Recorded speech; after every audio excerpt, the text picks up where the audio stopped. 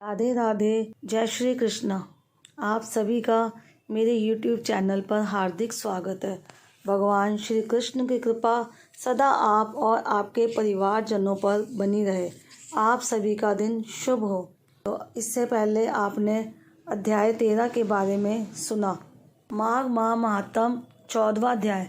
ऐसा क्या हुआ कि सभी ऋषि कन्याएं पिशाचिनी बन गई। कल हमने माघ माह महात्म के 13वें अध्याय में श्री वशिष्ठ जी ऋषि द्वारा वर्णित माघ मास के स्नान का फल सुन रहे थे, जिसमें वह गंधर्व कन्याओं को प्रसंग राजा दिलीप को सुना रहे थे। अब आगे। ऋषि पुत्र अग्निप के अंतर्ध्यान होने के बाद सभी गंधर्व कन्याएं काम से पीड़ित होकर विलाप करती हुई बहुत देर प्रतीक्षा करके अपने घर लौटी। जब घर में आई तो उनकी माताएं उनसे पूछने लगी कि आज वापस आने में इतना विलंब तुमने क्यों कर दिया। तब कन्याओं ने कुछ उदासी से कहा कि हम किन्नरियों के साथ क्रीड़ा करती हुई सरोवर पर थी, इसलिए ही विलंब हुआ। और उसके बाद सब बोली कि आज हम थक गई हैं और जाकर लेट गई। इसके पश्चात वशिष्ठ जी कहते हैं कि इस प्रकार सभी कन्याएं अपने मन की पीड़ा को छुपाकर विरह की मारी लेट गईं। उन्होंने घर में आकर किसी प्रकार का कोई क्रियाकलाप नहीं किया। वह रात्रि उन सबकी एक युग के समान बीती। सूर्य नारायण के उदय होते ही वह कन्याएं अपने आप को जीवित मानती हुई अपनी माताओं की आज्ञा लेकर दोबारा गौरी पूजन के लिए उसी सरोवर पर गई। उसी समय वह ब्राह्मण भी स्नान करने के लिए सरोवर पर आया। उसको देख सभी कन्याएं बहुत प्रसन्न हो गईं और चहचहाने लगी। सभी कन्याएं मिलकर उस ब्रह्मचारी के पास चली गईं। आपस में एक दूसरे का हाथ पकड़कर चारों तरफ से उसको घेर लिया और कहने लगी कि मूर्ख, कल तू भाग गया था लेकिन आज नहीं भाग सकता। हम लोगों ने तुमको घेर लिया है। ये सुनकर बाहुपाश में बंधे हुए ब्राह्मण ने मुस्कुराकर कहा, तुमने जो कुछ कहा सो ठीक ही है, परंतु मैं तो अभी ब्रह्मचारी हूँ। गुरुकुल में मेरा विद्याभ्यास अभी पूरा नहीं हुआ है। पंडित को चाहिए कि जिस आश्रम में रहे उसके धर्म का पालन करें। इस आश्रम में मैं विवाह करना धर्म नहीं समझता। अपने व्रत का पालन करके और गुरु की आज्ञा पाकर ही विवाह कर सकता हूँ, उससे पहले नहीं कर सकता। यह बात सुनकर वह कन्याएं इस प्रकार बोली जैसे वैशाख मास में कोयल बोलती है। धर्म से अर्थ और अर्थ से काम और काम से धर्म के फल का प्रकाश होता है। ऐसा ही पंडित लोग और शास्त्र कहते हैं। हम काम सहित धर्म की अधिकता से आपके पास आई हैं, सो आप पृथ्वी के सब भोगों को भोगिए। उस ब्राह्मण ने कहा कि तुम्हारा वचन सत्य है, किंतु मैं अपने व्रत को समाप्त करके ही विवाह कर सकता हूँ, पहले नहीं कर सकता।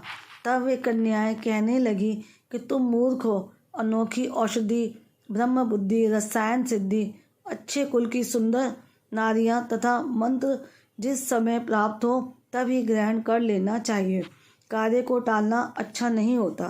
केवल भाग्य वाले पुरुष ही प्रेम से पूर्ण अच्छे कुल से उत्पन्न स्वयं वर चाहने वाली कन्याओं को प्राप्त होते हैं।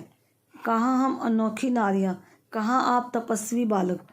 यह बेमेल का मेल मिलाने में विधाता की चतुराई ही है। इस कारण आप हम लोगों के साथ गंधर्व विवाह कर लें। इनके ऐसे वचन सुनकर उस धर्मात्मा ब्राह्मण ने कहा कि व्रती रहकर इस समय विवाह नहीं करूँगा, मैं स्वयंवर की इच्छा नहीं करता।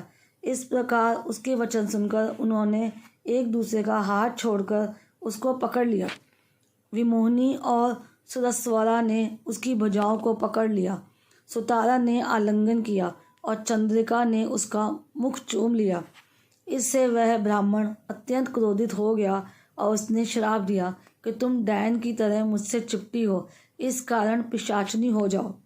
ब्राह्मण को इस प्रकार क्रोधित होकर श्राप देते देख वह सब कन्याएं उसको छोड़कर अलग खड़ी हो गई।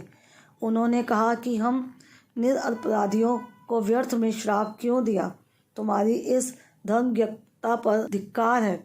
प्रेम करने वाले से बुराई करने वाले का सुख दोनों लोकों में नष्ट हो जाता है।